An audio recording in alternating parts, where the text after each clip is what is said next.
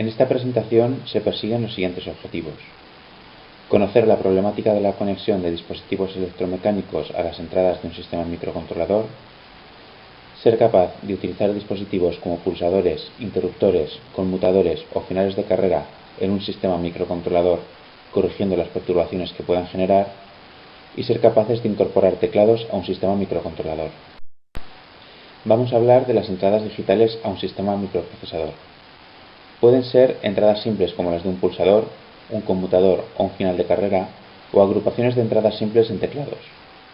Al utilizar entradas digitales hay que tener en cuenta el problema de los rebotes. Veremos qué son los rebotes y cómo se pueden solucionar. Y dentro de los teclados veremos los teclados sin codificar y los teclados codificados. Lo primero que tenemos que conocer al hablar de entradas simples son unos cuantos términos básicos. Un contacto es cada uno de los elementos que pueden cerrar un circuito eléctrico. Así podemos decir que dos contactos están cerrados cuando circula la corriente a través de ellos y abiertos cuando no lo hace. En función de los estados estables que pueda tener un mecanismo de entrada, podemos hablar de pulsador si tiene un solo estado estable o de conmutador si tiene dos o más estados estables. Si un pulsador en su posición estable tiene sus contactos unidos, diremos que es normalmente cerrado. Si los tiene separados, diremos que es normalmente abierto. En la documentación de pulsadores se utilizan los términos ingleses normally open y normally closed. Los términos pull y throw vienen del inglés y hacen referencia al número de contactos de un conmutador. Pull es el conjunto de terminales eléctricos conectados y pertenecientes al mismo circuito. Esto es, el número de circuitos independientes que puede haber en el conmutador. Throw es el número de posiciones que el conmutador puede tomar. Por ejemplo, de un conmutador circular de 5 posiciones diríamos que tiene un throw igual a 5.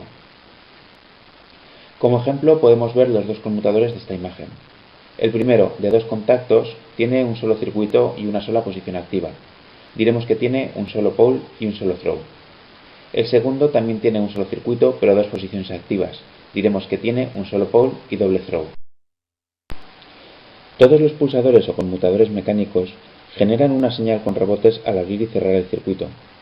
Al juntarse los contactos no se crea una transición limpia entre 0 y 1, sino que las propiedades mecánicas de los contactos hacen que se produzcan breves picos de tensión que pueden ser interpretados como múltiples pulsaciones, aparte de generar problemas de metaestabilidad, condiciones de carrera y glitches inducidos en los circuitos a los que están conectados. El tiempo y la amplitud de estos pulsos depende de muchos factores, como la calidad del componente, la edad o las tensiones implicadas en la conmutación. Se pueden considerar típicos los valores que aparecen en el esquema, alrededor de 5 milisegundos de pico a pico y un total de 15 a 20 milisegundos. Para resolver el problema de los rebotes, se suelen utilizar soluciones basadas en el tiempo. Lo que vamos a hacer es intentar diferenciar los pulsos rápidos creados por los rebotes de los pulsos de más baja frecuencia de una pulsación real. Se pueden implementar tanto en el hardware como en el software. Una posible solución hardware es utilizar un filtro paso bajo basado en una RCRC como la de la figura. En este caso, los pulsos de alta frecuencia provenientes de los rebotes se atenúan a la salida de la RCRC. A continuación se utiliza una puerta con histéresis para mejorar el rechazo de los pulsos ya atenuados. En el software también se pueden implementar muchos tipos de filtros. Un ejemplo es el algoritmo de la imagen. Este algoritmo primero espera a que se pulse la tecla. Una vez pulsada, espera un tiempo preestablecido y vuelve a comprobar si sigue pulsada. Solo se dará por pulsada una tecla si el circuito sigue estando cerrado al final del tiempo que se haya programado.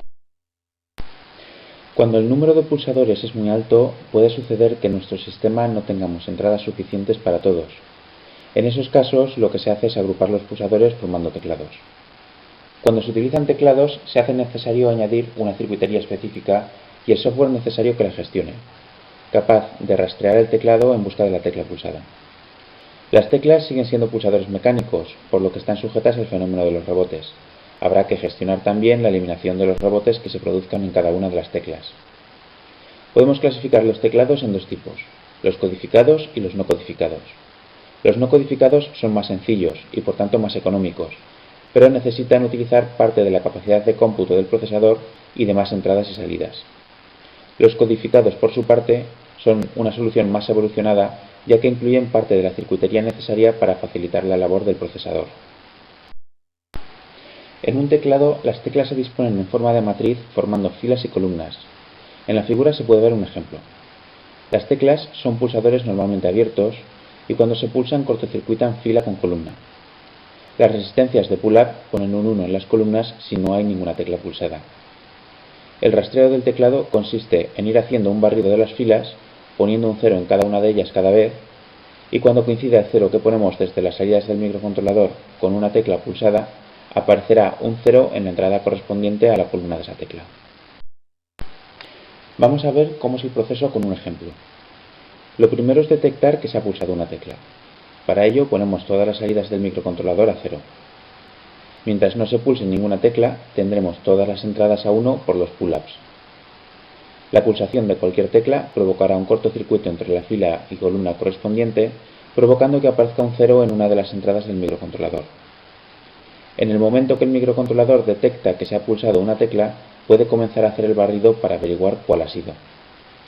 Supongamos que la tecla pulsada es, como en el esquema, la correspondiente a la segunda fila y segunda columna. El microcontrolador va poniendo un solo 0 en cada una de las filas, manteniendo las demás a 1. En el primer paso se pone a 0 en la primera fila.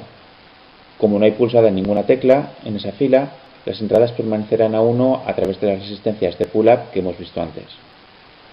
En el segundo paso se pone a 0 en la segunda fila. Ahora sí que hay una tecla pulsada. Esta tecla está cortocircuitando la columna con la salida del microcontrolador que tenemos a 0, por lo que la entrada correspondiente a la segunda columna se pondrá a 0. Ya sabemos que la tecla pulsada es la que está en la segunda fila y segunda columna. En el tercer paso seguimos con el rastreo y se pone a 0 la tercera fila. Todas las entradas están a 1. Y en el último paso se pone a 0 la cuarta fila y, como en el caso anterior, todas las entradas siguen a 1. Otra forma más rápida de hacer el barrido consiste en un barrido en dos pasos. En un primer paso se hace un barrido de filas y en el segundo de columnas. Este tipo de barrido solo se puede hacer si todas las líneas son bidireccionales y si hay resistencias de pull-up en todas las líneas. En el primer paso se busca la columna de la tecla pulsada. Para ello hay que configurar las columnas como salidas y las filas como entradas.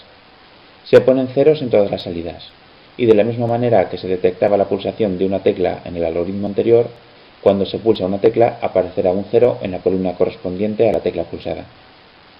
En el segundo paso se configuran las filas como salidas y las columnas como entradas. También se ponen ceros en todas las salidas, como en el primer paso, solo que ahora las salidas están en las filas. En la columna correspondiente a la tecla pulsada aparece un 0. Ya sabemos qué tecla se ha pulsado, la que está en la columna detectada en el primer paso y la fila detectada en el segundo. Este proceso se puede mejorar si tenemos un microcontrolador con puertos cuasi bidireccionales, dado que podemos utilizar la entrada de interrupción externa para disparar el proceso de barrido cuando se pulsa una tecla. El proceso sería como sigue. Primero se ponen a 0 todas las salidas. Mientras no se pulse ninguna tecla, las entradas y la línea de interrupción se mantendrán a 1. En el momento que se pulse una tecla, alguna de las líneas de entrada se pondrá a 0 y con ella, a través de la puerta AND, la entrada de interrupción. Luego será la rutina de tratamiento de la interrupción la que se encargue de hacer el barrido. Lo que hemos visto hasta ahora son teclados no codificados, pero además tenemos los teclados codificados. En un teclado codificado se incluye la circuitería necesaria para hacer todo el proceso de barrido. Un ejemplo de dicha circuitería es el chip 74C922. Esa circuitería hace la conexión de la matriz de teclas al puerto del microcontrolador de una manera más eficiente.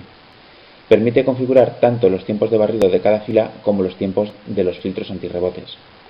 Para programar el tiempo de barrido lo que se hace es configurar un oscilador externo que es el que genera la señal de reloj que lo gobierna. Para configurar el filtro antirrebotes se utiliza una red RC que es externa al chip y por tanto se puede ajustar a las necesidades del teclado. Este es un ejemplo de circuito decodificador de un teclado de 4 filas por 4 columnas. Esta parte es el contador de 2 bits y el decodificador encargados de hacer el barrido por las columnas. También se puede ver en la parte superior la entrada de un oscilador externo que gobierna la frecuencia de barrido. Esta parte es el filtro antirrebotes que tiene un condensador externo. Esta es el teclado no codificado externo. Y esta parte es la circuitería de codificación que se encarga de generar el código de la fila en la que hay una tecla pulsada. Este código se pasa a los 3 biestables inferiores mientras que los dos superiores contienen el código de la columna generado por el contador. Por último, cuando se detecta una pulsación, el circuito que hace de filtro antirrebotes genera una señal para informar que hay una nueva tecla pulsada. Esta señal se puede utilizar para atacar una entrada de interrupción, como hemos visto en el apartado anterior. Cuando se detecta una pulsación, se generan estos eventos. Se para el contador de columnas, se pone en marcha el filtro antirrebotes, y si al final del tiempo de la RCRC del filtro la tecla sigue pulsada, se almacena el resultado y se activa la señal de dato disponible que acabamos de ver. En esta presentación se han visto cuáles son los problemas de ruidos que se pueden generar cuando se utilizan dispositivos electromecánicos como entrada a un sistema basado en microcontroladores y cómo se pueden solucionar. También se han estudiado diferentes tipos de teclados y se han visto diferentes algoritmos para detectar las pulsaciones de las teclas.